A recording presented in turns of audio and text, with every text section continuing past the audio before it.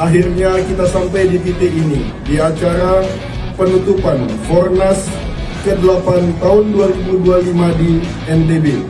Kita memasuki momen yang sangat bersejarah. Atas nama pemerintah provinsi dan seluruh masyarakat NTB, kami menyampaikan selamat datang kepada Wakil Presiden Republik Indonesia, Bapak Gibran Rakabuming Raka. Teman-teman, mari kita berikan aplaus bagi Bapak Wakil Presiden. Kita doakan semoga penyelenggaraan Fornas ke depan bisa berjalan lancar, meriah, seru, dan semakin berdampak.